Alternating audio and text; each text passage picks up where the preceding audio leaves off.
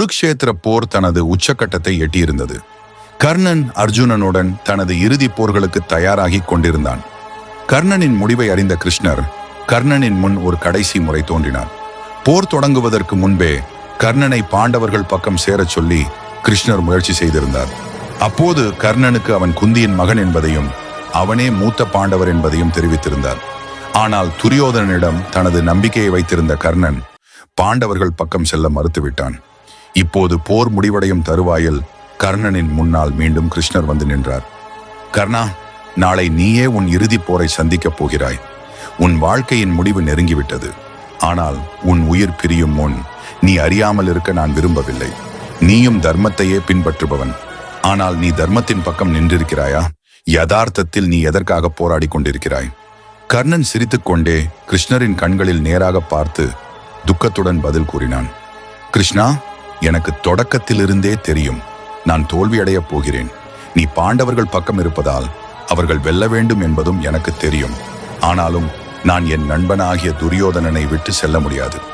இந்த உலகம் என்னை ஒரு சுத புதல்வனாகவே பார்த்தது. ஆனால் துரியோதனன் மட்டும் என்னை ஒரு வீரனாக மதித்தான். அவன் எனக்கு கொடுத்த மரியாதையை மறந்து இப்போது எப்படி நான் அவனை விட்டு செல்ல முடியும்? கிருஷ்ணர் ஆழ்ந்த நினைப்பில் மூழ்கினார். ஆனால் இன்னும் ஒரு முறை கர்ணனை உண்மை தர்மத்திற்குள் கொண்டு வர விரும்பினார். உன் நட்புக்கு நான் மதிப்பளிக்கிறேன் கர்ணா.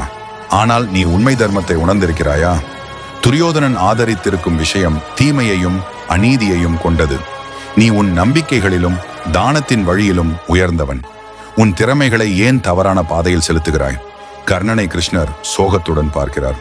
அவன் வாழ்நாள் முழுவதும் வஞ்சிக்கப்பட்டவன், தாயின் பாசத்தை இழந்தவன், குருவால் சபிக்கப்பட்டவன், உலகம் நீ கூலிப்படைக்காரன் என்று அவமானப்படுத்தியவன். இப்படி மனதிற்குள் எண்ணினார். கர்ணன் சோகத்துடன் கருணையுடன் கிருஷ்ணரை நோக்கி சொன்னான். எல்லாவற்றையும் நான் அறிவேன் மாதவா. தர்மம் பாண்டவர்களுடன் தான் இருக்கிறது. ஆனால் என் தர்மம் என்ன? நான் துரியோதனனை இப்போது விட்டுவிடக்கூடாது. நான் அவனிடம் நன்றியுள்ளவனாக இருக்க வேண்டும். என் பெயர் ஒருபோதும் துரோகியாக இருக்கக்கூடாது. நான் சாக வேண்டிய ஒருவனாக இருந்தாலும் பரவாயில்லை. ஆனால் என் வாக்கை காப்பாற்றுவேன். என் விதி முடிவாகிவிட்டது கிருஷ்ணா. எனது கடமை என்னை அழைக்கிறது. கிருஷ்ணர் கர்ணனின் மனதின் அவலம் உணர்ந்தார். அவர் அவனை பார்த்து ஆழ்ந்த பரிவு கொண்டு நின்று கருணையுடன் ஆசீர்வதித்தார். கர்ணா, நீ உண்மையில் உன்னதமான ஆத்துமா. நீ அனுபவித்த எல்லா துன்பங்களுக்கும் பிறகு கூட உன்னுடைய தர்மத்தை கைவிடவில்லை. நான் உனக்கு ஒரு வரம் அளிக்கிறேன். நீ இந்த உடலை விட்டு பிரிந்த பிறகு உன் ஆத்மா உயர்ந்த பரலோகத்தை அடையும். நீ ஒரு சாதாரண வீரனாக அல்ல, உன்னதமான தியாகியாகவும் ஒரு நம்பிக்கையான நண்பனாகவும் தர்மத்தின் வழியில் வாழ்ந்தவனாகவும் என்றென்றும் புகழப்படுவாய். கர்ணன் தலை வணங்கி கிருஷ்ணருக்கு தனது மரியாதையை செலுத்தினான். அடுத்த நாள் போர் தருவாயில் கர்ணனின் ரத சக்கரம் நிலத்தில் ஊர்ந்து அவன் பாதுகாப்பற்ற நிலைக்கு தள்ளப்பட்டான். கிருஷ்ணரின் அறிவுறுத்தலின்படி அர்ஜுனன் அத்தருணத்தில் கர்ணனை வதைத்தான். ஆனால் கிருஷ்ணரின் வார்த்தைகள் உண்மையானது.